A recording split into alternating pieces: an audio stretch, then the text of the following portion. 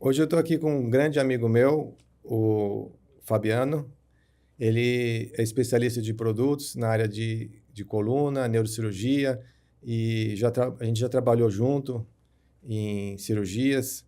Ele fornecia produtos médicos para mim, então a gente teve sempre muito contato em relação aos casos que eu ia ter de cirurgia. Eu tinha que estar ligando para ele para preparar o material. E eu fiz esse convite para ele porque ele esteve nos Estados Unidos há muito tempo, então agora ele retornou para o Brasil e está se estabelecendo aqui novamente. Então a nossa amizade continua, né? Ele não está mais trabalhando nessa área, mas o conhecimento dele, que é muito extenso nessa área, é interessante ele trazer aqui e a gente poder fazer um bate-papo, né? Tudo bem, Fabiano? Obrigado Sim, tudo bem. pela oportunidade que você está me dando aqui para a gente estar conversando, né? E fala só um pouquinho da sua experiência na área de cirurgia, né? Para o pessoal saber o contexto da sua parte profissional. Como foi nessa área de cirurgia? Como que você entrou também aqui, né? Eu comecei mais ou menos em 98 com meu pai, né? Eu fiz faculdade de ciência de computação, só que aí tudo, assim, vou resumir, né? Porque foi uma série de coisas que fizeram eu migrar para essa área.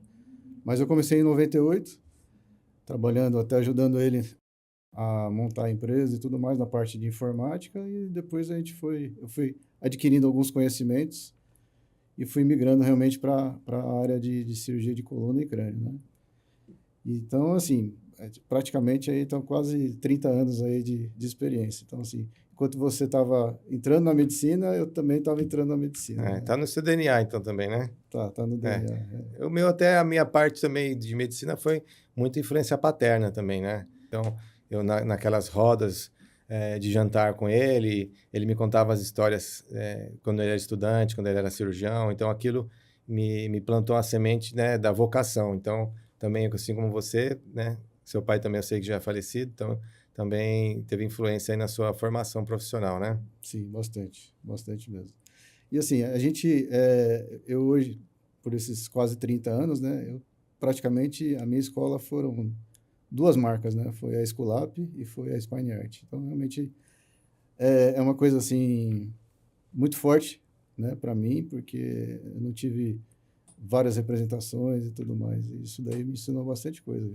Conheci vários serviços, é, aqui no Brasil e fora do Brasil, principalmente. Então, isso aí influenciou muito e faz com que a gente ajude vocês também a melhorar as técnicas, né, e conhecer mais coisas. Não que a gente seja melhor do que vocês, mas com certeza acho que um aprende com o outro, né?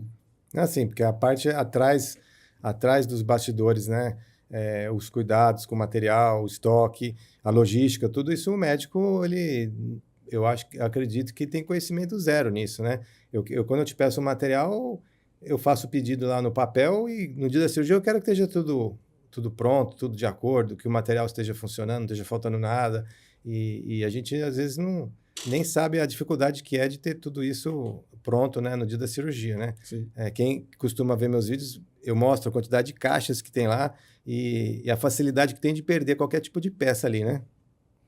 Até que você falou de quantidade de caixa. Antigamente, quando eu comecei, para uma cirurgia lombar, por exemplo, eram quase, acho que umas 8 caixas. Não, e não tinha instrumental de apoio, era só as caixas do instrumental mesmo de implante.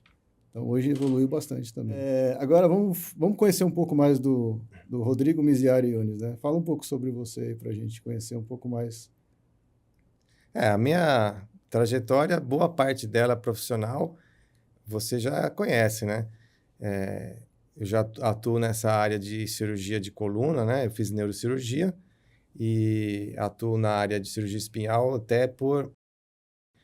foi por um acaso, né? Quando eu entrei na neurocirurgia, eu nem sabia que neurocirurgião operava coluna, né? Porque era uma coisa que era deixada de lado pelos meus professores, meus antecedentes. Eles não se tinha a, os materiais, as técnicas que hoje existem, né? Tanto que quando eu saí da residência, o que eu faço hoje eu aprendi depois, né? E, e foi por um acaso, porque como não existia nenhum professor que gostava de coluna, que tinha interesse, e eu comecei a sentir na minha trajetória de residente, né, que era um vazio, um vácuo muito grande nessa área. E aí para não sair da residência sem saber fazer cirurgia de coluna, eu acabei me dedicando tanto ao assunto, né? E que eu acabei me aprimorando e gostando disso, né? E uma das coisas que fez a ponte entre gostar de coluna e estudar a coluna e me dedicar a essa área foi a minha paixão que eu carreguei desde a infância com meu pai pela anatomia humana. Então, eu naquela época, eu era estudante de medicina, eu era monitor de anatomia aqui na Unifesp, e fui monitor durante 5 anos, né? A gente faz uma prova e só tinham 2 vagas, e eu passei em primeiro lugar nessa vaga. Eu fiquei lá porque eu gostava de estar estudando anatomia, estar com os alunos mais novos, né? E, então, eu sempre gostei disso, né? E aí, eu voltei para o laboratório, por quê? Porque eu percebia que o que atrapalhava o meu desenvolvimento na coluna, entender o que estava sendo feito, o que tinha que fazer, era o conhecimento anatômico, né? Meu pai me ensinou isso. O cirurgião ele tem que gostar e tem que saber anatomia antes de operar, né? Tanto que ele falava uma frase que eu até coloquei no meu livro, que já está em fase de impressão, né? Sobre uma técnica cirúrgica que eu vou lançar aqui no próximo mês, que ele falava assim para mim: o cirurgião que desconhece anatomia é como se fosse um navegador sem a bússola. Então, você não pode navegar numa cirurgia sem conhecer anatomia. Então, a anatomia é a bússola do cirurgião. E esse legado que ele me deixou, então eu voltei a estudar anatomia, voltada para a técnica cirúrgica de coluna, porque não existe livros assim direcionados para essa anatomia. Então, aí, esse estudo que eu fui me aprimorando, eu sentia que a cirurgia ficava mais fácil, que eu tinha mais conhecimento do que os professores, porque eles não gostavam do assunto, né? Não gostavam da coluna, e aquilo ali me motivou mais e mais a estudar, né? Ver que se você vai lá nas bases, né? Nos alicerces da medicina, estudar e ver que isso te dá frutos lá na frente, na cirurgia, eu vi que isso aí era interessante e acabei gostando da coluna e segui esse caminho, né? Então, hoje, eu posso até dizer que, além de cirurgião, eu sou anatomista, porque me dediquei tanto à anatomia da coluna que hoje eu conheço coisas na área que até às vezes anatomista não conhece, né? Então, foi assim, essa é a minha trajetória profissional, que você já até acompanhou comigo. Sim, sim. E até falando um pouco mais do Rodrigo, até uma curiosidade para as pessoas, né? Eu sei que tem o Rodrigo, que é o neurocirurgião, né? E cirurgião de coluna. E tem o Rodrigo, que é lutador de jiu-jitsu, fez direito e é piloto de avião, certo? É verdade.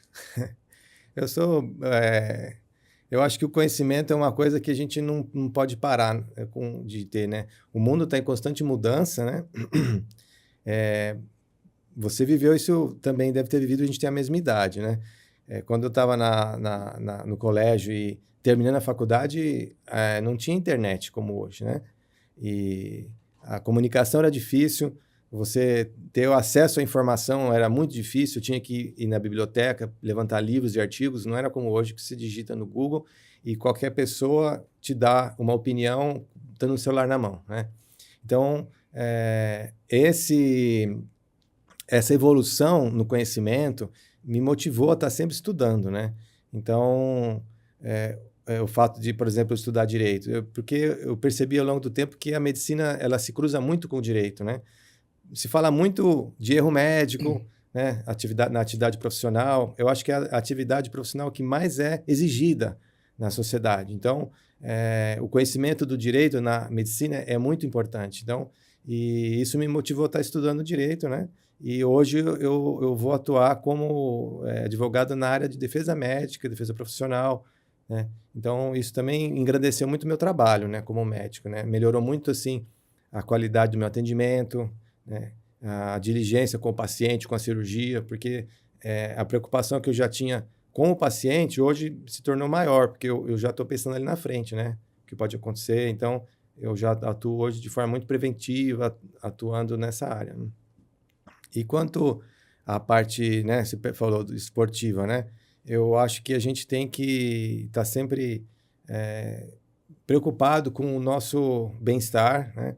E eu sou de uma época que surgiu na minha adolescência o UFC. Então, aquilo, eu sempre gostei de artes marciais, né? Então, quando eu era adolescente, eu praticava karatê, que na época era aqueles filmes do Van Damme, do Bruce Lee. Então, o que era na época eram esses filmes, né? Então, a arte marcial que se falava na época era essa, né? E aí, na minha adolescência, surgiu o UFC. Foi quando todo mundo conheceu o jiu-jitsu, né? E a gente percebeu naquela época que, na verdade, essas artes marciais de filme, elas são mais artísticas do que realmente uma realidade. E o jiu-jitsu mostrou que aquilo, de fato, é uma arte marcial que serve na prática mesmo, né? Que a luta agarrada é o que acaba acontecendo com qualquer pessoa. Então, e aquilo me motivou bastante, né? Então, quando eu estava na faculdade, eu tive a oportunidade de, em alguns momentos, estar treinando, mas não como hoje, né? Que eu treino mais já de rotina, praticamente diária, e aquilo foi me motivando cada vez mais. E hoje eu sinto que quando eu não consigo ir no treino, eu fico mais estressado, eu sinto que faltando alguma coisa. Então, na verdade, aquilo é uma terapia para o corpo e para a mente, né? Então, me ajuda a manter o peso, manter a parte de saúde. Então, eu acho que isso é super importante, né? Manter a prática esportiva em dia também, né? Sim. Já me perguntaram, nunca briguei, nunca precisei de usar, né? Jiu-jitsu, eu brinco, o pessoal fala para mim, pô, você é faixa preta de jiu-jitsu, né? Não posso brigar com você. Eu falo, eu nunca matei uma formiga, que dirá usar o jiu-jitsu como uma forma de luta, né? De briga mesmo. Eu acho que o lutador verdadeiro, ele se quer brigar com ele, então vamos no tatame, né? Porque brigar na rua é uma forma já de violência que a gente aprende que isso não pode levar para fora da academia, né? Eu acho que qualquer tipo de luta, né, ela não é para te inspirar a brigar com alguém, né? Ela te ensina respeito, te ensina educação, né? Te ensina várias coisas que você vai levar tanto ali no tatame quanto na sua vida, né? Isso. Não, e engraçado, eu já ouvi de outras pessoas que treinam comigo, né? Que não são da área da medicina, mas que usam a filosofia do jiu-jitsu na vida, né? Então, às vezes você está numa situação de aperto, de sufoco no treino, né? Lutando com uma pessoa mais forte, mais pesada, e você precisa estar com a sua mente, o seu espírito ali, tem que estar focado em agir de forma técnica, né? E não de forma emocional. E quando você tira esse espírito de agressividade, de medo, né? Essa reação emocional, você tira de você e começa a olhar o lado técnico, isso te ajuda a desenvolver na luta. E isso também, a gente acaba aprendendo isso e levando para a medicina, né? Porque a cirurgia, a gente acha que é uma coisa assim, que igual tá fazendo um churrasco, cortando a carne e conversando com os amigos, tomando cerveja. Não é.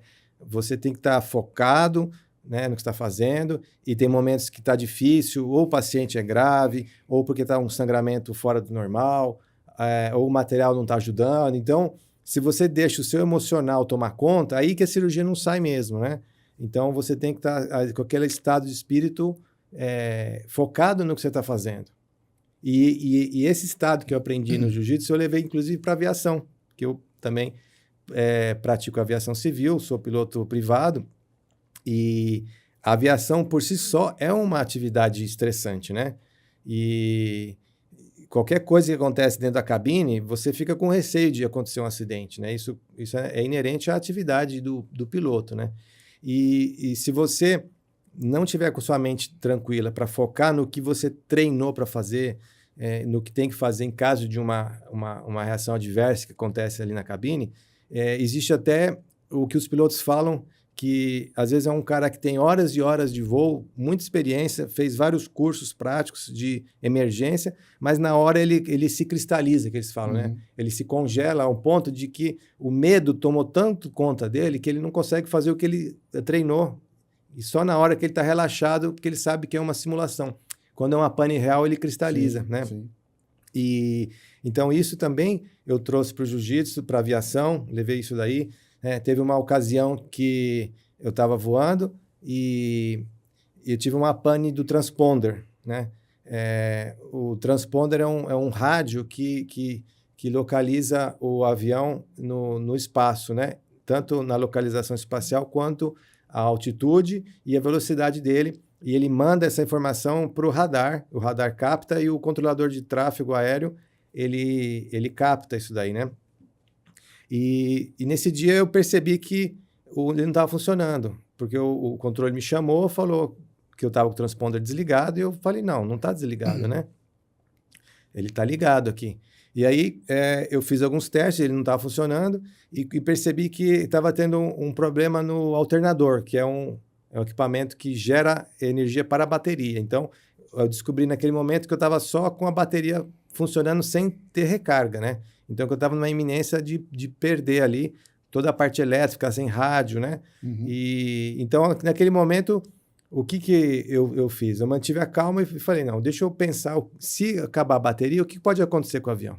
Então, assim, eu só ia perder a comunicação, eu não ia perder a aeronavegabilidade. Então, eu mantive a calma, avisei o controle de tráfego que eu estava nessa situação, para onde que eu já estava indo, que já tinha um plano de voo, mas eu me certifiquei com ele para onde que eu estava indo, para ele me dar preferência de pouso, porque eu ia estar numa iminência de estar sem comunicação, né? E aí ele entendeu, aí ele já avisou toda a torre ali no Campo de Marte, e no final acabou que eu descobri que era só um relezinho, que na verdade que não estava funcionando, mas eu estava carregando a bateria. Então, na verdade, não foi nada grave, mas foi uma pane, vamos dizer, real, que me mostrou como que eu agiria, né? Eu agi na hora ali, mostrando que eu mantive a calma, né? Então, a gente nunca sabe a nossa reação em situações adversas, né? Tem gente que fala assim, o cara foi assaltado e reagiu, segurou a arma do ladrão, sim, né? Coisa que todo mundo sabe que não deve fazer, mas a gente nunca sabe a nossa reação em situações adversas. Então, para mim, foi uma experiência que me marcou, de que eu vi que eu mantive a calma na hora ali, né? Até nessa situação que você falou, ficou sem bateria. Mas se não deu tempo de você avisar ninguém, e você tem que pousar o avião, mas você tem que pedir permissão, como que faz numa situação dessa? Então, existe um plano de voo. Então, o controle de tráfego aéreo já sabe para onde você vai. E se você fica sem comunicação, ele vai perceber porque você não está respondendo, né? Então, existe uma lanterna, né, que é um feixe de luz que é bem forte, que ele emite na torre, né? Lá da torre, você consegue enxergar em voo. Então, ele te manda uma luz verde, significa que você está autorizado a pousar. Então, existe uma comunicação que é visual nesses casos. E aí a gente também tem que ter esse treinamento para esse tipo de situação, porque é uma ocorrência que é previsível, né? Uma perda de comunicação, sim, em voo, né? Mas todo avião tem 2 rádios, então seria realmente se eu perdesse a bateria, né? Que aí o rádio, porque se queima um, tem um outro ainda, né? Todos os aviões têm a redundância, assim, né? Você não pode voar só com um rádio. E nessa minha trajetória, eu tive a oportunidade de conhecer vários cirurgiões de fora do Brasil, principalmente os alemães na época da Esculap, né? Eu conheci o Thierry Marnet, Michael Mayer, Rodolfo Bertagnoli, e aí eu conheci um cara que é muito famoso, já faleceu já, que é o Kaspar. Eu tive em cirurgia do Kaspar e tudo mais, né? Só que assim, uma curiosidade do Kaspar é que ele queria ser piloto da Força Aérea Alemã. Não sei se você sabia disso. Não sabia. Então, ele queria ser piloto da Força Aérea Alemã. Aí, por motivo de... Ele foi fazer um exame ocular e foi negado, porque ele tinha problema ocular. Aí ele acabou indo, até por causa do pai também, acabou indo para a medicina. Então, assim, é até interessante, porque, assim, eu queria fazer uma pergunta para você. Quando você está no cockpit do avião e você está lá na cirurgia, o que você vê que uma coisa pode ajudar a outra, por exemplo? Isso aí eu diria tudo. Esses protocolos que a gente tem hoje na medicina, todos foram aprendidos com a aviação. A aviação já, desde que ela existe, né, que a FAA americana, que é a agência reguladora lá da aviação, exigiu todos esses protocolos de manutenção, protocolos dentro da cabine, de segurança de voo. Então, antes de acionar o motor do avião, eu tenho que fazer um checklist de manutenção, né? Então, eu aprendi isso na aviação, né? Que você tem que fazer tudo antes. Depois que eu decolei, esqueci de ver se tem combustível. Já era. Você está lá em cima, não tem combustível, né? Às vezes não dá tempo de você voltar, né? Então, você tem que ver tudo antes. E essa sistemática que é obrigatória na aviação, e dizem, né, as estatísticas de que quando se falha, às vezes, nesses protocolos de checklist, é onde predispõe um acidente aéreo. Então, aí que entra a falha humana. São quando existem as falhas nos protocolos, nos checklists previstos, né? Então, eu aprendi isso e carreguei muito para aviação, né? Então, eu já sou sistemático por natureza, sou preocupado com tudo, tenho que fazer double check em tudo. Então, às vezes eu falo com você, ó, tem o nosso podcast hoje. Aí eu vou confirmar com você 2, 3 vezes, né? Eu brinco que eu acho que as pessoas são igual aos bitcoins, né? Tem que ter múltiplas confirmações.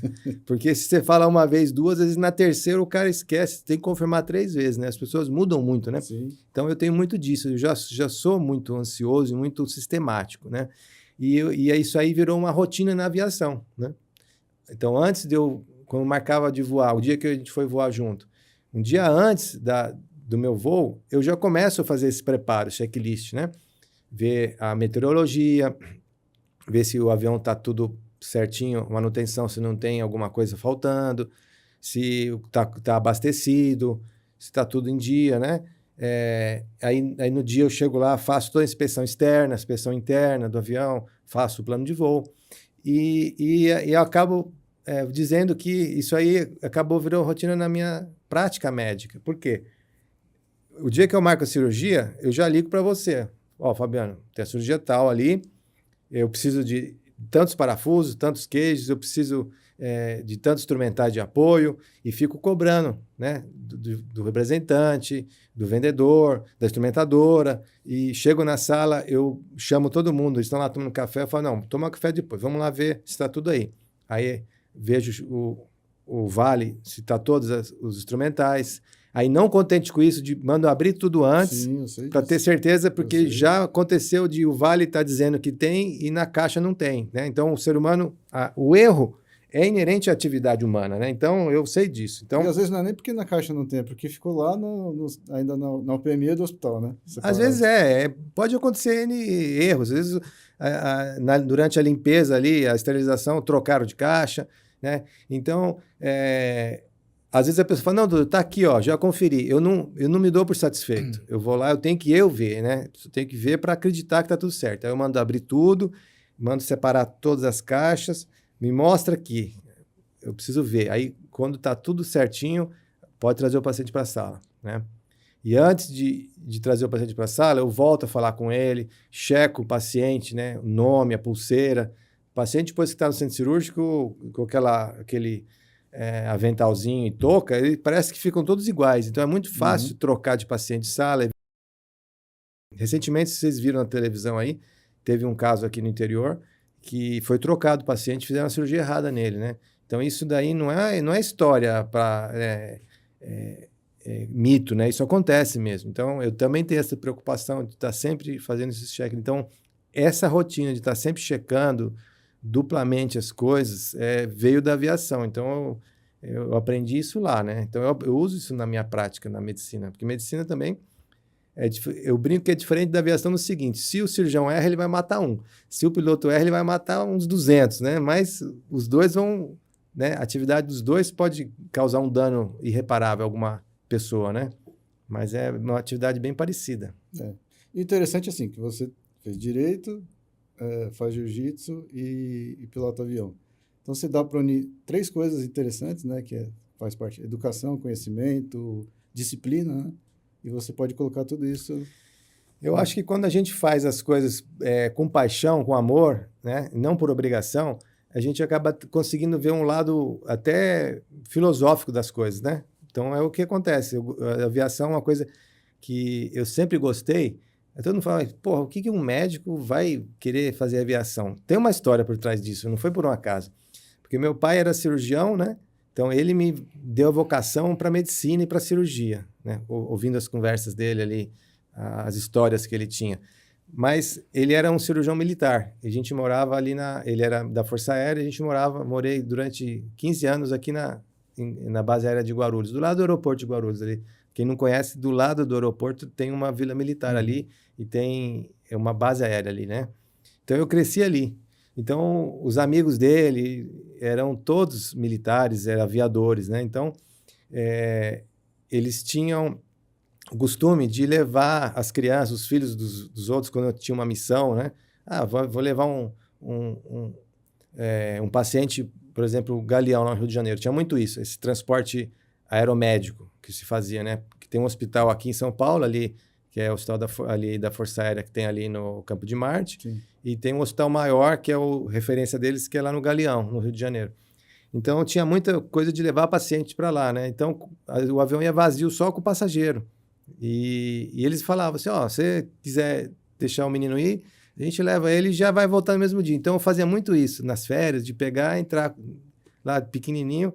Eu me recordo deles me botando no assento do avião, apertando o cinto, e vinha uma marmitinha assim, que era tipo uma ração que eles falavam, né? Uhum. Então, tinha uma fruta, tinha um suco, tinha um sanduíche ali natural. E eles me davam aquilo, mas chegava com um monte, assim, né? E sobrava, levava até para casa, porque chegava um monte, mas só tinha eu e o médico e o paciente no avião. Quantos anos você tinha? Tinha uns 8, 9. Era criança mesmo, bem pequenininho. E minha mãe deixava, porque ela conhecia, né, os pilotos, eram, né? E meu pai também deixava, porque a formação de piloto militar é muito mais extensa do que piloto civil, né? Muito mais rigorosa. Então, eles não tinham preocupação nenhuma com isso daí, né? E eu cresci assim, eles deixavam ir lá na cabine durante o voo, quando estava em cruzeiro, que não tinha turbulência, eles me chamavam para ir lá, deixava sentar na cabine, às vezes deixava até pilotar um pouquinho ali. Então, aquilo ali me motivou a gostar disso, mas acabou que por influência paterna eu fui para medicina, mas toda vez que eu vi um avião passando, eu ficava pensando, um dia eu quero aprender a pilotar, né? E aí, quando eu tive a oportunidade, quando acabei a residência, eu resolvi ir lá no Campo de Marte e fui numa escola de aviação, que era lá no Aeroclube de São Paulo. Aí o instrutor me mostrou os aviões, contou como que era as aulas teóricas, aula prática. Aí chegou no prédio lá dos hangares, mostrou os aviões, né? Aí foi crescendo um interesse ali, e eu me imaginando pilotando aquele avião, né?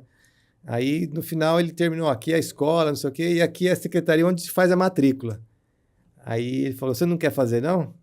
Aí, na mesma hora, eu falei, ó, se eu sair daqui e não fizer a matrícula, acho que eu não volto mais. Eu peguei, me matriculei e comecei a fazer o curso. Era à noite, foram 4 meses de curso teórico, e depois mais 6 meses de aula prática, que eram as horas de voo. E com mais ou menos umas 20 horas de voo, eu já estava voando solo. Fiz o primeiro voo solo lá em Jundiaí. Então, a gente saiu com o avião aqui do Campo de Marte, aí o instrutor pousou ali no aeroporto, aí ele falou... Normalmente pousava e já decolava, né? Fazia um toque e arremetida. Aí, ele, acho que na terceira ou quarta vez que eu pousei, ele falou, entra aqui na taxiway aqui. Aí eu entrei, aí eu falei, mas achei estranho, né? Porque o avião ficava baseado aqui em Campo de Marte. Eu falei, o que ele mandou parar aqui, né? Aí ele falou, vai até ali o pátio ali. Tem um pátio da Geral ali, onde ficam os aviões que não são de lá. Aí ele parou ali, ele abriu a porta, desceu e falou, agora é com você, faz o seu primeiro voo solo. Foi uma surpresa, assim, para mim. Caramba. Foi. E eles pegam de surpresa mesmo, né? Ele falou, não, pode ir tranquilo que você já tá bem, já pode ir confiante.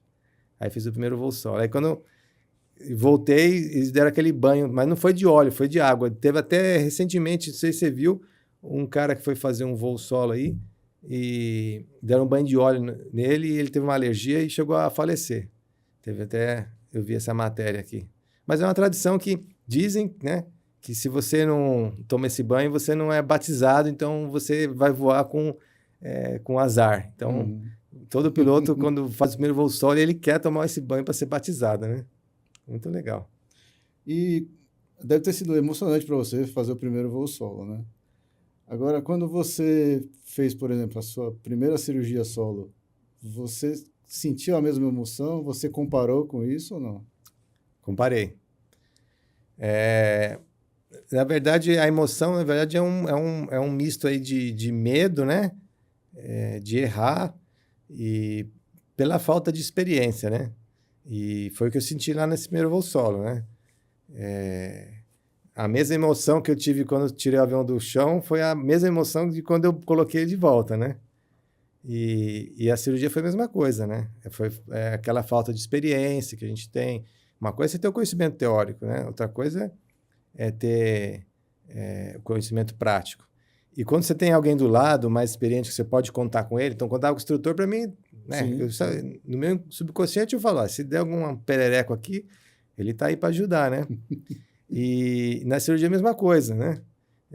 não tinha mais ninguém que eu pudesse pedir um socorro. Quem estava me ajudando era um cirurgião menos experiente, então, né? Mas a questão de você fazer as coisas solo, isso faz parte, inclusive, da sua formação profissional como médico, né? Do aprendizado. Do aprendizado. Se você faz as coisas sempre tendo alguém com retaguarda, você não vai evoluir, né? Então, você precisa ter um momento que é quando o passarinho sai do ninho. Você precisa ter isso, né? De ter a sua atividade solo e você saber qual que é o seu limite e a sua reação à adversidade sem ter ninguém para te ajudar, né? E é um exemplo que eu trouxe do jiu-jitsu, né? Você tá lá, é um esporte que eu brinco assim, ele é muito sozinho, ao mesmo tempo não é. Porque assim, ele é individual, mas ao mesmo tempo é coletivo, porque você não consegue treinar sozinho, né? Você precisa ter alguém junto, mas quando você está lá no treino, lutando, é só você sozinho, não tem ninguém te ajudando. Então, é legal isso aí. Então, você aprender a lidar com a dificuldade e saber sair dela sozinho, sem ter ninguém para estar te apoiando. Então, isso engrandece a sua formação, né? No jiu-jitsu, acho que é mais ou menos assim, né? Quando você está lá, o seu oponente é a patologia do paciente, né? E você está lá contra ela. Você tem que brigar para vencer ela, né? Isso, também no dia a dia, né? Você está no trânsito, aí o cara te xinga, aí para o carro, quer brigar com você, aí eu já paro, já penso, não, se ele vier aqui para cima de mim, eu vou ter que derrubar, vou rolar com ele aqui no chão, vou rasgar minha roupa novinha. Ah, não, é melhor não brigar. Então é assim que o jiu-jiteiro pensa, né? Sim. Você já pensa o que vai acontecer, e você fala, não, ó, acabei de almoçar, tô querendo ir para casa, não tô afim de brigar com ninguém, não. Né? Porque você faz isso todo dia, né? O seu dia a dia tá brigando, então o dia que você está descansando, você não quer brigar. Sim. Então, acho que o marrudo mesmo, o briguento, é o cara que não tem a experiência e a vivência na luta, né? Se tivesse, ele não ia querer brigar. E a briga de rua é diferente da de academia, né? Sim. De academia tem o espírito aí de esportivo, né? E tem um momento de parar, né? Você não tem o objetivo de machucar ninguém. Ali é só para você aprender e evoluir. Na rua é diferente, lá vale tudo. Se o cara tiver uma pedra, uma faca, uma arma, ele vai vir para cima de você com isso. Então, lá não tem o fair play. Então, por isso que o praticante da arte marcial, hoje, você quase não vê na rua mais histórias de praticantes de jiu-jitsu tendo problema de briga de rua. Sim, né? Você não vê mais. Porque se plantou muito esse espírito, né? De que na rua não se tem o fair play, né? Na rua é diferente. Às vezes, você toma prejuízo de um cara que não tem treinamento nenhum, às vezes porque ele vem com o que tem, né, ali na mão, vai te morder, vai te arranhar no olho, vai te agredir em parte íntima, vai te pegar uma faca, uma coisa que você não está habituado. Então, eu acho que a briga é a última situação. Então, qual seria a última situação? Se eu estou no meu canto, já tentei de tudo, estou acuado e não tem mais o que fazer, o cara veio para cima. É nessa situação só que a gente pode usar, não eu partir de mim uma briga, né? E no jiu-jitsu tem alguém que você se inspirou, que você gosta, assim ou não? Então, o jiu-jitsu como... inclusive hoje se fala muito, né, o jiu-jitsu brasileiro, né? E tem toda uma história por trás disso, né? Foi porque foram uma família de brasileiros, a família Gracie, que difundiu isso daí. Então, existem muitas pessoas, né? Se eu for te falar aqui, muitos brasileiros que são exemplos que a gente pode citar, né?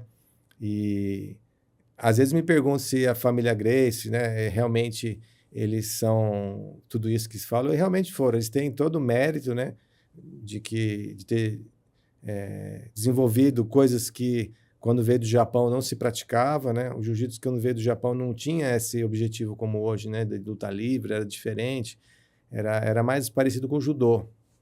E eles não, eles mudaram um pouco o estilo, né? E depois foram para os Estados Unidos e difundiram toda a técnica, né, nos Estados Unidos e de lá para o mundo, né? Então, eles têm esse mérito aí de ter feito a difusão mesmo da arte, né, do esporte. Agora vamos falar um pouquinho do Rodrigo iniciando a medicina. Você fez a Escola Paulista, certo? Você pegou ali uma transição, né? Você fez acho que você entrou na residência em 2000? Que ano que foi? Eu entrei em 95. 95. Não, mas na residência. Residência foi 2001. 2001 era o professor Braga que estava lá. Era. Então você pegou uma transição grande, assim, em relação ao clássico, né, que é a medicina, a neurocirurgia clássica, que era do professor, e você teve essa transição mais ou menos em 2005, quando ele saiu, essa mudança que teve, né? Porque, que nem você falou, na época do professor ali, quando você começou a medicina ali, ninguém se interessava muito por cirurgia de coluna, principalmente o neurocirurgião, que achava que isso era coisa do ortopedista ou alguma coisa assim, e pouca gente fazia também, né? E aí depois veio essa parte do interesse maior do neurocirurgião, que foi o seu caso, né?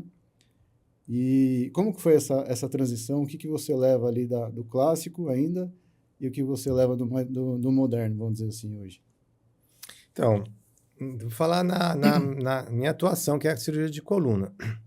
O clássico era que a visão de que a cirurgia de coluna se restringia à descompressão. Não se tinha a visão que a gente tem hoje. Muitos colegas ainda... Eu fico admirado que até colegas novos, que já deveriam ter essa bagagem, não tem, né? Que ainda tem essa visão restrita de que cirurgia de coluna se restringe à descompressão. E esquecem que a gente aprendeu ao longo desses anos que falta a deformidade, que tem que ser vista, né? A correção da deformidade e a estabilidade da coluna. Uhum. A coluna, diferentemente, por exemplo, de um fêmur ou de um húmero, ela é um osso que ela é móvel por natureza, tem os discos interpostos entre as vértebras, então é um osso flexível. E tem mais uma particularidade que eu falo, você sabe, mas você não enxergou, que é que tem o sistema nervoso passando por dentro da coluna, né? Então imagina você deixar um órgão, né, uma estrutura como a coluna, instável, né, com o sistema nervoso dentro, e acreditar que aquilo ali não tem problema de deixar instável, né? Então, ou deformado. Então, uma coluna que você nasceu com um alinhamento e a partir de um determinado momento ela desalinha. E achar que isso aí não precisa ser corrigido, né? Então, o que mudou? Mudou muito essa visão de que aquele pensamento clássico, que só fazendo a descompressão, que eu via muito, né? O professor, não, aí faz só uma laminectomia que tá tudo bem. Aí fazia, o cara voltava no ambulatório reclamando de dor. Aí eu falava, professor, mas o cara tá com dor ainda. Ah, mas já tá descomprimido. Eu falava que ele tem que viver com isso aí, né? E aquele ali para mim não me satisfazia. Eu falei, mas se for para fazer isso, deixar o cara assim, eu não quero, né? E comecei a estudar, não somente a parte anatômica, a parte técnica, mas também a parte clínica, para entender a indicação. E aí comecei a enxergar. Aí os congressos começaram a falar sobre isso, dão mais valor em deformidade, no alinhamento vertebral, na estabilidade, né? E comecei a entender por que aquele doente que fazia uma laminectomia, descomprimia o nervo, continuava com dor. Por quê? Porque a laminectomia resolvia um problema da compressão. Mas causava outro. Causava instabilidade e a instabilidade piorava a deformidade. Uhum. E aquilo ali continuava gerando dor no paciente. Então, você precisava resolver tudo ao mesmo tempo. E como que você consegue resolver tudo ao mesmo tempo? Falando, por exemplo, em degeneração, né, discal. Aí foi a outra ponte que me veio quando eu conheci o TLIF, que é uma técnica que a gente, quando tira o disco, descomprime a coluna, a gente acaba reestruturando a anatomia, melhorando a altura discal, restabelecendo o alinhamento e a deformidade no segmento e, ao mesmo tempo, estabilizando o segmento. E aí, quando eu comecei a praticar, estudar o TLIF, eu percebi que o resultado que o paciente tinha de satisfação, de dor, era imensamente maior do que só uma descompressão, né? Então, aí eu fui para essa área. Por isso que também eu acabei entrando muito nessa área de TLIF, né? Porque eu via que o resultado era melhor quando se estabilizava a coluna e corrigia aquela deformidade, mesmo que segmentar. E eu vejo que muitos colegas hoje ainda carregam o clássico, né? Não, só descomprime e deixa assim que resolve, né? E acha que aquele resultado incompleto, aquela melhora parcial de dor, isso aí é inerente à atividade. E eu falo que não é, porque você não viu ainda, não pratica o outro lado, que é fazer a estabilidade junto, né? Como eu vi essa transição, eu vim de uma época que tinha só essa visão e não aceitei aquele resultado parcial do paciente, falei, não, preciso melhorar ou vou parar de fazer isso. E comecei a enxergar um lado que o doente fica mais satisfeito, né? Então, eu acho que é nesse sentido, né? Você também, como trabalhou muito com isso aí, você deve ter visto, né?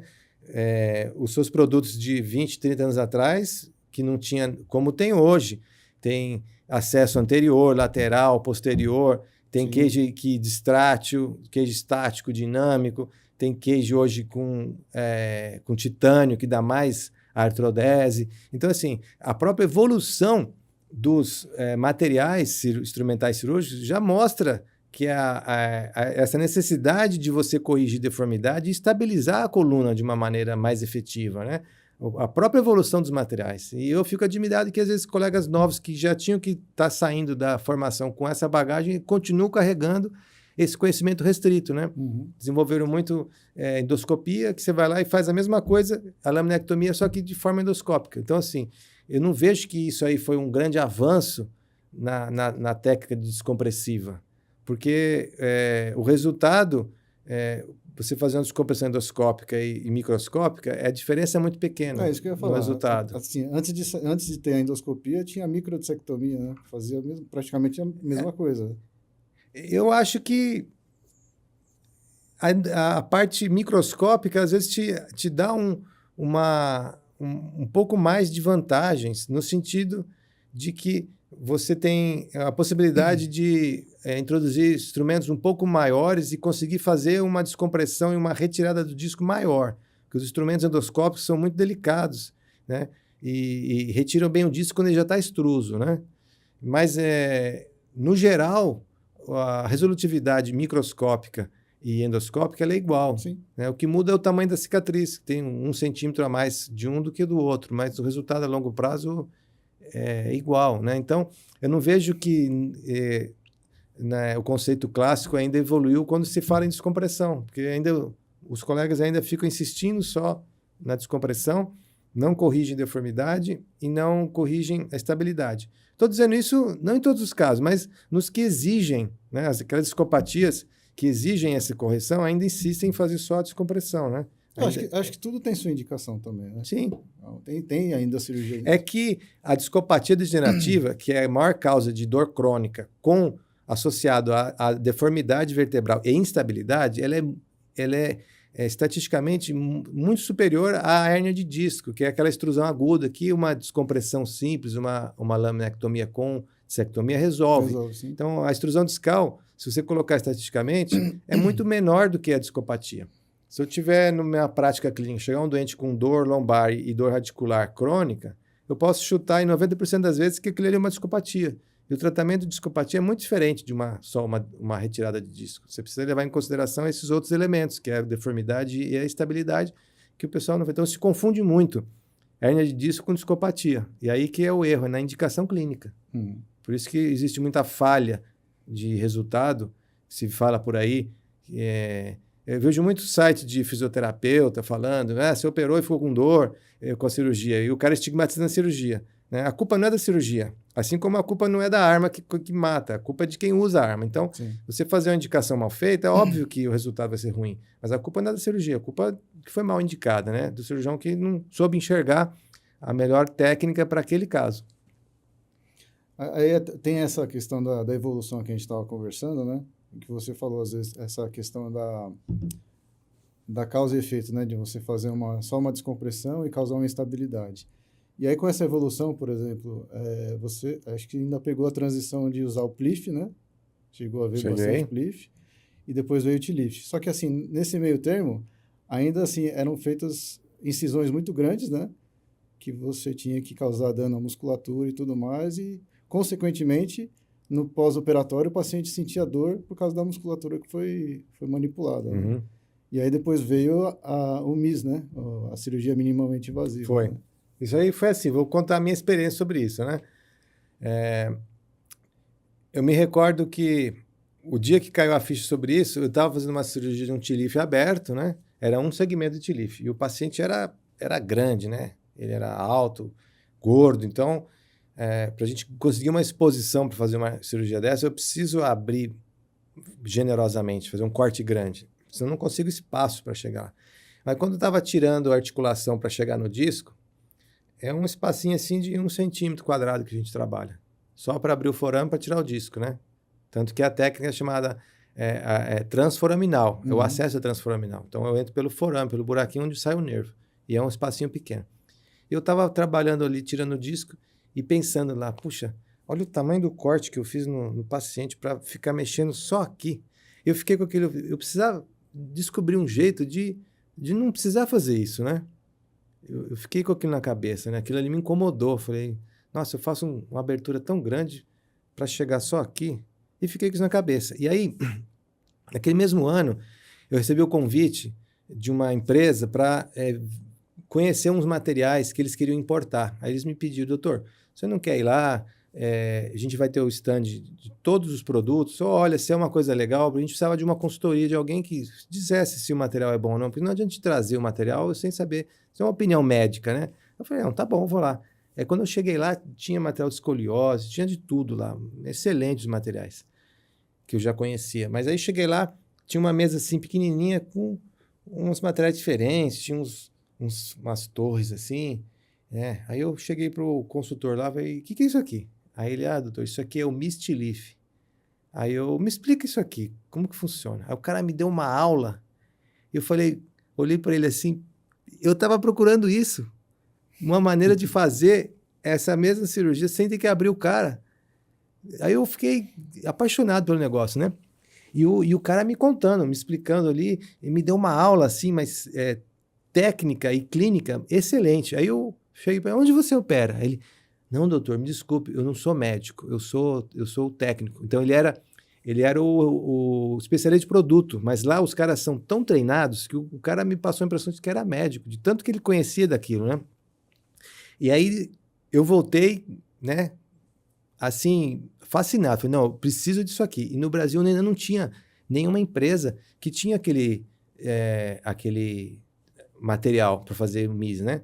Depois de uns 6 meses, a gente descobriu que no Rio de Janeiro já tinham acabado de trazer um material da Johnson, que tinha a técnica MIS, e a gente começou a fazer. Então, a transição entre fazer aberto e fechado foi rápido para mim, porque eu já tinha uma experiência, uma bagagem de experiência, de anatomia, de tudo para fazer um TLIF. E a transição foi rápida, nossa curva, né, para fazer. E o resultado foi já era bom com o TLIF, porque a gente estabilizava a coluna, né, se comprimia, estabilizava e corrigia o achatamento. E foi fazer a mesma cirurgia na técnica percutânea. Então, eu fazia de uma incisão assim, de uns 15 centímetros, eu passei a fazer uma de 2 paciente. Quase não tinha lugar para dar ponto. E aí você ia no outro dia no quarto, um paciente com a técnica aberta ficava com dreno 2, 3 dias, demorava 5 dias para levantar da cama e 7 dias para ter alta, né? Às vezes com uma coleção, fazia uma deiscência, porque o corte era grande. Eu chegava no outro dia, o doente do Misty-Leaf estava sentado na cama querendo ir embora. Né? Então, os primeiros casos, assim, eu não acreditava. Achava, não, é coisa do paciente. É esse paciente que, em especial, não sentiu tanta dor, ele é mais resistente. Não, aí a gente começou a ver reiteradamente que era o resultado da cirurgia, porque não machucava a coluna, não machucava a musculatura, eu não denervava a musculatura, não desvascularizava, era só um afastamento, um tubo lá que chegava no forame. E diminuía sangramento também, né? Nenhum caso de Misty-Leaf tomou transfusão de sangue. Não tem por onde sangrar, a não ser que você faça um acidente na cirurgia, né? Um vaso lá reto-peritoneal. Mas falar que pela cirurgia, não tem nem... A gente estimou já... nós operamos, eu e o Dr. Vinícius, durante 10 anos, fazendo Misty-Leaf. E a gente juntou nossos casos e apresentou em 2015, tem 11 anos já, a gente apresentou nossos casos no Congresso Brasileiro de Brasília, de neurocirurgia. E a gente fez os cálculos lá, acho que o caso que mais sangrou foi 300 ml. E em média deu 100 ml de sangramento. É coisa assim irrisória para uma cirurgia de artrodese, que às vezes o paciente chega a 1 litro de sangramento, né? Chega a 1000 ml. Então, 90% menos de sangramento. Então, é uma técnica que só tem vantagens, né? E me perguntam, mas por que quem que faz Misty-Leaf atualmente hoje em dia, né? Até colegas meus que faziam migraram para outras coisas, né? A Leaf, migraram para endoscópio. E eu não vejo ninguém falar que faz Misty-Leaf, né?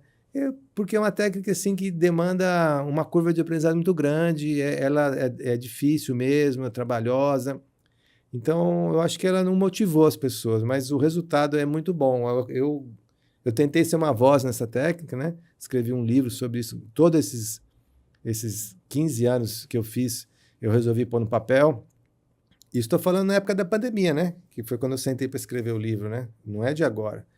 E hoje eu estou sentindo um pouquinho que está surtindo, dando frutos, né? Eu fui outro dia ali no Centro Quirontec dar um curso, esse de residente da SBN, né? Me convidaram para dar uma palestra. Não era nem sobre Misty-Leaf, era sobre parte de cirurgia cervical, né? Porque não tinha material de Misty-Leaf lá, então fui dar outra coisa. E aí, quando acabou o curso lá, que a gente estava mexendo no cadáver, né? Aí eu tirei a luva lá, fui lavar a mão, estava lavando lá. Chegaram 2 residentes assim, doutor, posso falar com você? Eu falei, claro. A gente estuda pelo seu livro. Eram 2 residentes, acho que lá de Minas Gerais. E ele veio que queria falar comigo, queriam que eu autografasse o livro. Eles não tinham levado o livro, mas, doutor, eu estudo pelo seu livro, que legal. Me conta como que foi. E eles, assim, se interessados pela técnica, né? Mas, assim, não tiveram a oportunidade de fazer. Eles mesmo falaram, lá no nosso serviço a gente não faz, a gente queria fazer. Então, assim, devagarzinho a coisa está indo, né?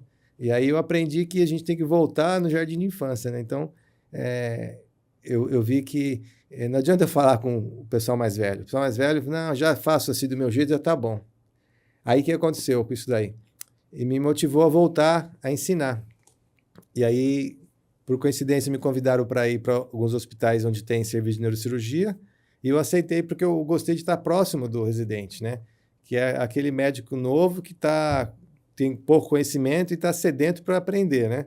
Então, ele escuta o que você fala. Então, aquela coisa de discutir caso, de falar, olha, isso foi feito assim, foi feito errado, por isso que deu esse resultado, eu faria assim, e passar um pouquinho do meu conhecimento para eles. Então, por isso que hoje eu voltei, né, vamos dizer, para o jardim da infância, voltei a estar do lado dos residentes, operando com eles. Tem gente que fala, mas você é louco, faz cada cirurgia grande com residente, né? Mas aquilo para mim é um aprendizado, né? Eu até digo isso daí, que ensinar é a forma mais exigente de aprender. Então, por isso que eu gosto de estar com o residente nesses 2 serviços que eu vou de neurocirurgia, gosto de estar operando com eles, discutindo o caso, porque é onde eu tenho voz, né? Não adianta eu ir numa reunião onde só tem cara velho e que vai falar, isso aí é besteira porque eu faço diferente e tenho um bom resultado também, né? Quando você saiu da residência, você já entrou para ajudar a residente também, não ou não? Quando eu saí da residência, eu fui para um serviço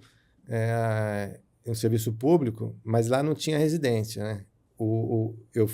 Lá eu tive a oportunidade de fazer coisas que eu não fazia na residência. Então, foi um lugar que, vamos dizer, foi um laboratório para mim. Eu tive a oportunidade de fazer coisas que não fazia, melhorar minha técnica. Se acontecesse erros, eu tinha a oportunidade de aprender com erro, né? Então, falar que comecei a dar formação para residente é coisa de 2 anos para cá mesmo. Não, naquela época, não. Eu também não tinha nem bagagem ainda para orientar residente, né? Uhum. Foi agora, né? Depois de todos esses anos que eu adquiri todo a experiência, o conhecimento. Eu acho que por mais que você tenha aí uma IA no seu celular, né?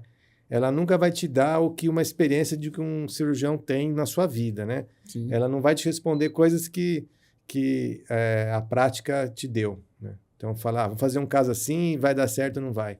Isso aí só a vivência mesmo, fazendo, errando, tentando e corrigindo, que você tem essa oportunidade. Eu acho que tudo é experiência para a gente. E uma coisa que eu queria te perguntar hoje, qual que é o maior conselho que você dá para um residente? Olha, é que ele estude anatomia, né?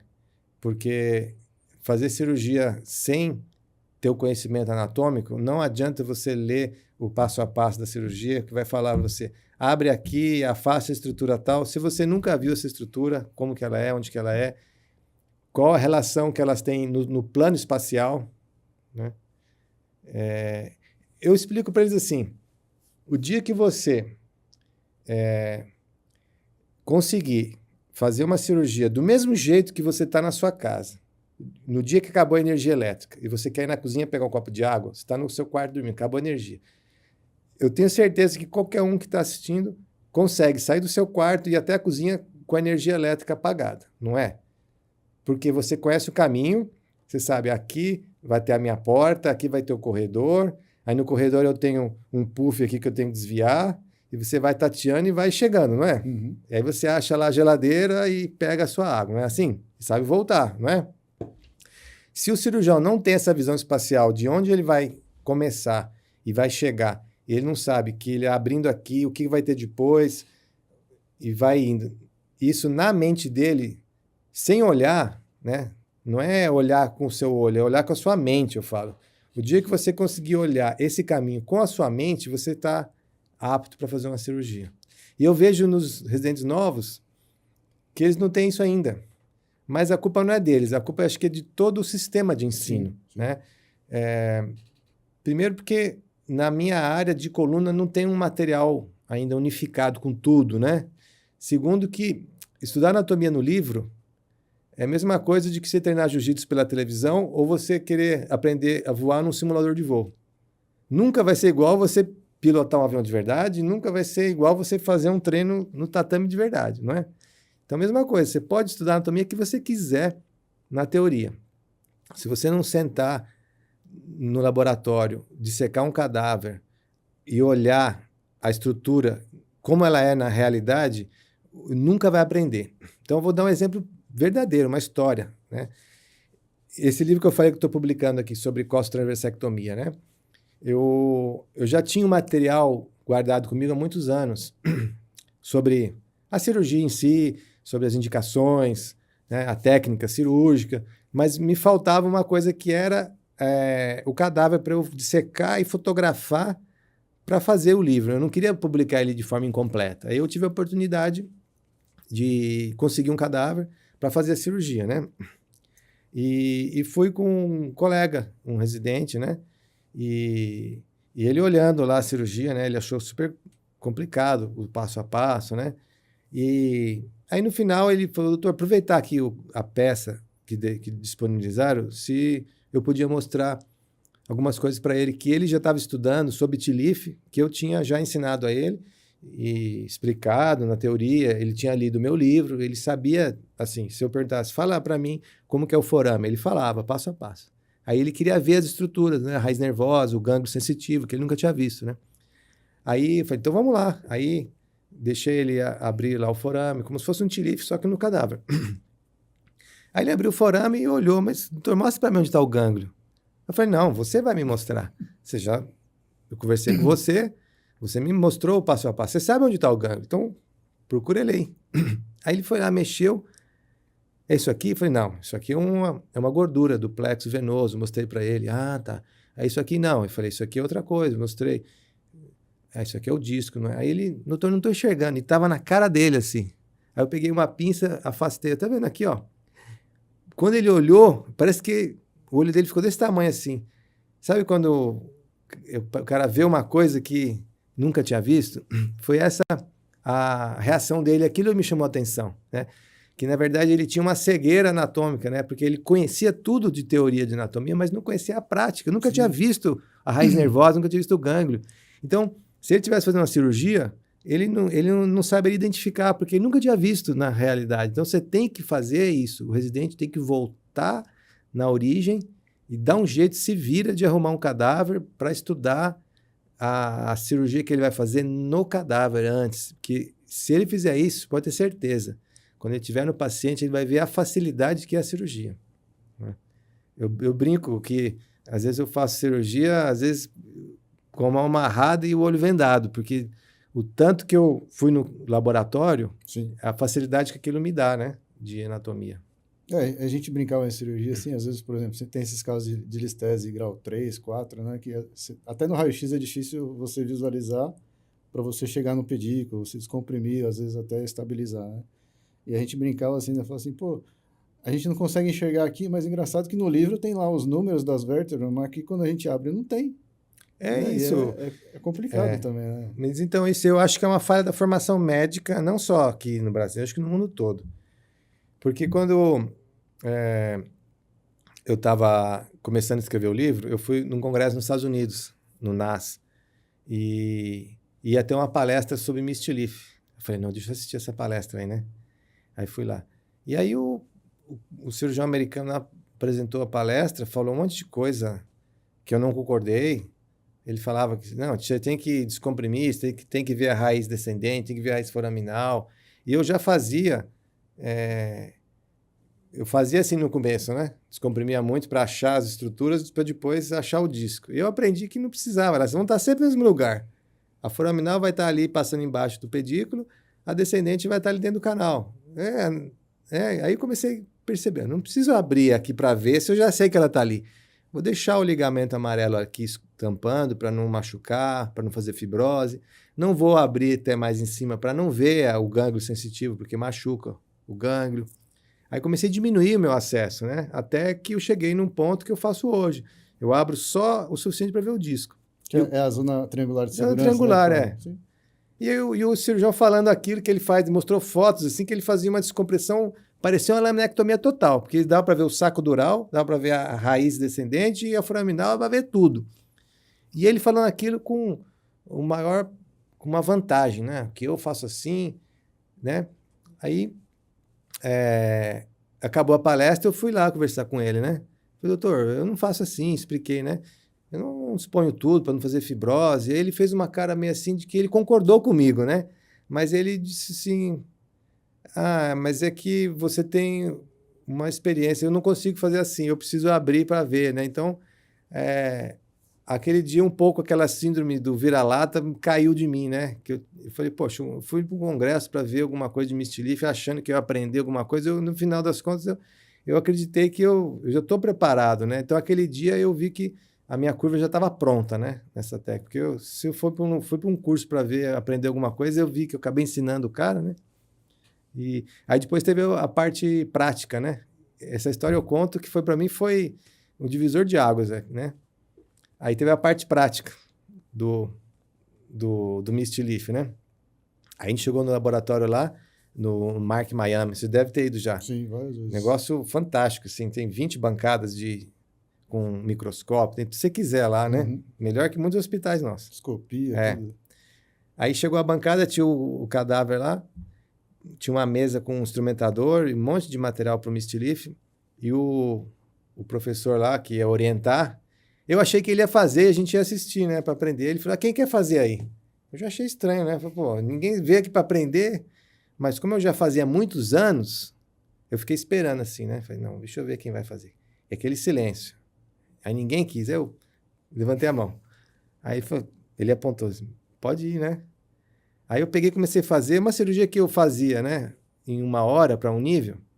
Como era cadáver, não tinha sangramento, não precisava bipolar, não precisava coagular, eu falei, fazer, não, se aqui passar um pouquinho a mais, vai pegar a raiz do cadáver, não vai ter problema. Não fiz sem preocupação, né? Fiz em 20 minutos. E eu reparei que quando eu estava fazendo, ele olhava assim, meio com uma cara assim, meio de... né? Não estava com aquele olhar de desdém. Estava com um olhar meio de curiosidade, né? Aí acabei lá, aí ele pediu pro raio-x vir, porque eu coloquei o cage, né? Lá no lugar do disco, e ele falou, mas o senhor não vai escopar? Eu falei, não, aqui eu já estou vendo, tá tudo no lugar certo. Bati, coloquei, rodei o cage, ele não satisfeito, não, faz aqui, eu quero ver como tá. Aí olhou, estava perfeito assim, não, roda pro AP, fez o perfil. Aí ele ficou quieto, né? Não teceu nenhuma crítica, para mim já foi suficiente, né? Elogiar, ninguém ia elogiar, ele não criticou, então ficou bom. Aí ele perguntou assim, professor, alguém mais quer fazer? Eu tinha 8 médicos ali. Aí depois de eu ter feito aquilo, né, acho que o pessoal ficou intimidado, né? Falou, não vou fazer ali, o cara fez tudo tão perfeito, rápido, né? Ficaram intimidados. Aí, de novo, ninguém falou nada. Aí o cirurgião americano falou para mim, doutor, faz de novo aí que eu quero ver. Ele pediu para fazer de novo. Aí peguei, fui do outro lado, aí comecei a fazer ali, tirar a faceta, ele, peraí, deixa eu ver o que você está fazendo. Aí ele pediu para entrar assim, olhou, continuei. Aí fui fazendo. Aí ele pediu para mostrar para ele como que era que eu estava fazendo, né? Aí ele ficou quietinho, não falou nada. Acabou, aí foi a hora de almoço.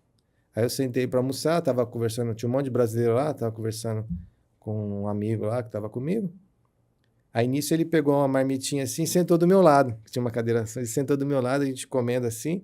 Aí ele começou a puxar a conversa. Doutor, me explica, como é que você... quem te ensinou a fazer essa cirurgia? Aí eu falei para ele... Aí eu contei igual... Assim, eu conto para todo mundo. Que eu saí da faculdade, não conhecia, fui estudar no laboratório, porque não tinha... Até porque eu peguei a transição, né? Não existia Mistlif na minha residência. Então não tinha ninguém para me ensinar. Eu tive que aprender sozinho. Aí contei para ele. Que eu fui ler uns artigos, fui ler anatomia, fui fazendo, acertando e tal, e foi evoluindo, que eu já fazia TLIF aberto, então só fiz uma adaptação. Isso tentando explicar aquele inglês, né? Eu tenho influência, mas né, é difícil quando você fala de coisa técnica, né? Aí ele ficou quieto assim, perguntou de novo. Não, mas quem te ensinou? Aí quando ele perguntou de novo, eu falei, acho que esse cara não entendeu o que eu falei, né? Que ninguém me ensinou, que eu aprendi sozinho, né? E quando ele perguntou de novo, aquela síndrome do vira-lata sumiu de mim, porque eu falei, poxa, o cara, ele acha que para eu fazer bem feito, alguém tem que me ensinar, não posso ter aprendido sozinho, então ele não... Na cabeça dele aquilo era impossível, né? Porque de certo, ele fez uma formação boa, que na cabeça dele foi melhor do que a minha, e ele não conseguia fazer do jeito que eu faço, que eu estava fazendo. E aí acho que ele ficou um pouco frustrado, né? Ele queria entender. Eu até gostei da curiosidade dele, né? De querer entender, pô, um cara que veio do Brasil para aprender comigo está me ensinando, né? Entendeu? Então, eu acho que a mensagem para o residente, né?